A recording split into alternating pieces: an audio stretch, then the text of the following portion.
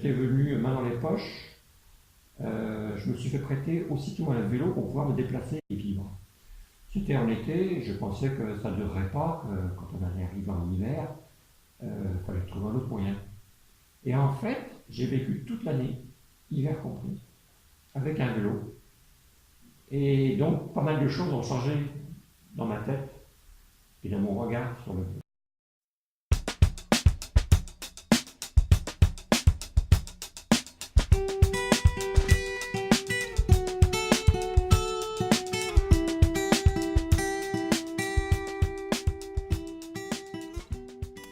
J'habitais en colocation façon auberge espagnole. Et j'habitais tout près de la chapelle Vaugelas. Donc je circulais dans ce quartier et un jour je vois l'annonce d'une exposition sur les moyens de transport de l'an 2000. Intéressé, je rentre et je vois qu'il s'agit en fait d'une exposition uniquement sur le train. J'interpelle l'organisateur et je lui dis mais c'est étonnant, on parle que de train. Ben oui, parce qu'on est les cheminots. Je dis mais en 2000 il y aura certainement autre chose que le train, notamment il y aura aussi le vélo. Et c'est comme ça qu'il m'a proposé de faire un panneau.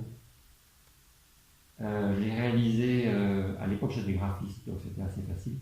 J'ai réalisé entre midi et 2, c'était un vendredi, l'exposition étant ouverte le samedi. Et ça paraît invraisemblable, mais c'est comme ça que j'ai créé le mot roue libre, que j'ai inscrit sous un grand dessin où on voyait une jeune fille faisant du vélo, cheveux au vent. J'ai ajouté un petit cahier pour les remarques des gens qui allaient participer à l'exposition. Ce cahier était rempli très très vite et les gens voulaient savoir où il fallait payer pour s'inscrire à l'association Roue Libre. Moi, ce qui était au début plutôt une blague, c'est devenu très vite sérieux. Voilà comment a été créée l'association Roue Libre.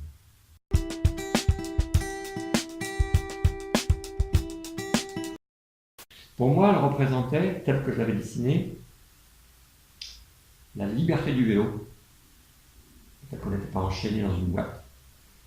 La chevelure au vent, c'était le côté sensuel à vélo, c'est-à-dire qu'on peut respirer, on peut comprendre, on peut entendre, on peut voir, etc. Voilà. Et les dessins, je ne sais pas si vous avez vu, c'était un symbole, c'est-à-dire c'est deux roues sans cadre, sans rien, et une personne qui est heureuse. Et c'est pour ça que je ne me suis jamais défini comme militant quand j'ai créé l'association. Pour moi, le vélo, c'est d'abord un instrument de plaisir.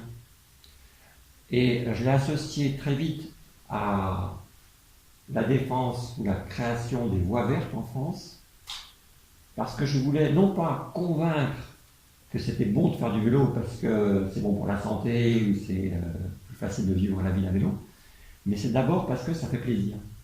Et j'ai imaginé que pour développer l'usage du vélo, il fallait d'abord qu'on ait des gens qui l'essayent. À partir du moment où ils l'essayaient sur une voie verte, c'est-à-dire hors circulation, hors danger, ils pouvaient être séduits, retrouver des impressions de jeunesse, ou s'ils n'avaient jamais connu le vélo, comprendre que c'est quelque chose avec lequel on pouvait vraiment avoir des satisfactions.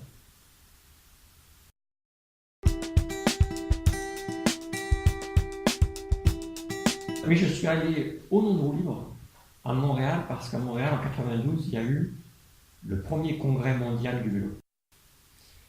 Alors, mondial, hein, et donc on s'est retrouvé à peu près une dizaine de Français, pas plus.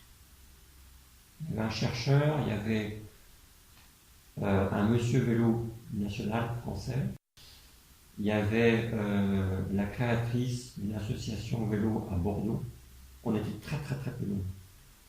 Et par contre, il y avait une population, je crois qu'on était à peu près 600 ou 700 personnes qui venaient du monde entier.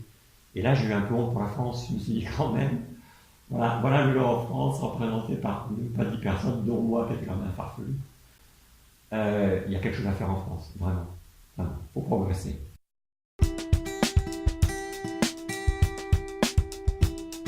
Ce qui m'a plu dans le vélo quand j'étais en Amérique, c'est la liberté. C'est vraiment la liberté. Et ce que je voulais faire en France, à travers par exemple le développement des voies vertes, à travers ce nouveau vélo qu'était le VTT, c'était de faire comprendre, enfin de transmettre les sensations que moi j'avais eues en Amérique. J'avais été heureux avec le VTT. J'avais été heureux. Voilà.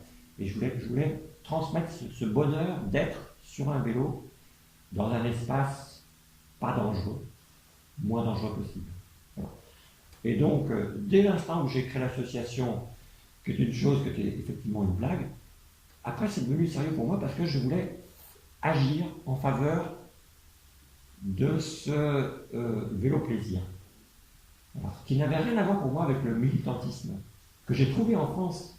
Je me suis renseigné, j'ai vu qu'il y avait déjà des associations à Lille, à Paris, à Strasbourg, à Bordeaux. J'étais les rencontrer, etc. Mais on n'avait pas la même culture, pas le même projet.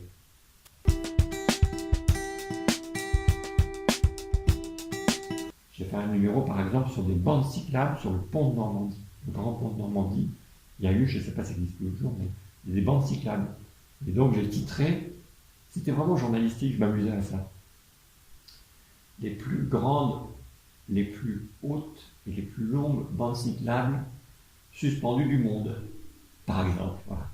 Donc chaque numéro, j'essayais d'inventer une accroche, un thème, et il y avait aussi des thèmes récurrents.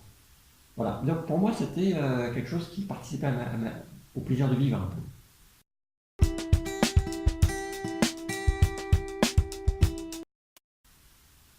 Je m'inventais journaliste, je cherchais des choses à écrire. Le fil conducteur, c'était le vélo, mais pas que. Ça dépassait vraiment ça. Je découvrais au fur et à mesure des choses sur le vélo. Je rencontrais, je voyageais beaucoup. Grâce aux étudiants avec qui je vivais en auberge espagnole, ils m'invitaient, j'allais vivre plusieurs jours, plusieurs semaines parfois, plusieurs mois même, dans des grandes villes vélo d'Europe. Je pense par exemple à Utrecht, près d'Amsterdam, ou bien à Uppsala, près de Stockholm. Et je découvre vraiment ce que c'était que la culture vélo.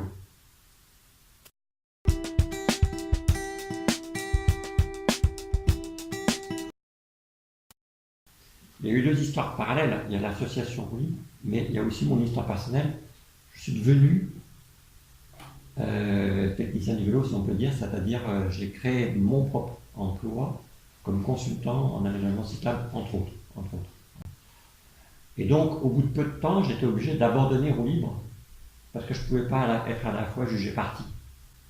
Je ne pouvais pas à la fois, par exemple, créer un schéma directeur des aménagements cyclables pour l'agglo, et à la fois être militant pour exiger les aménagements cyclables. Voilà.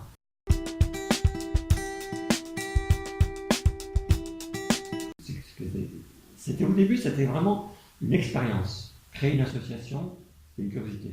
Je me suis pris au jeu, je l'ai abandonné et j'étais heureux de voir qu'elle a continué. Elle a continué pour des raisons probablement historiques par rapport à l'histoire du vélo en France. Elle aurait pu mourir.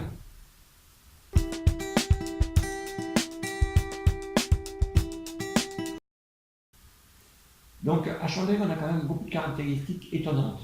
C'est une capitale du vélo, l'air de rien.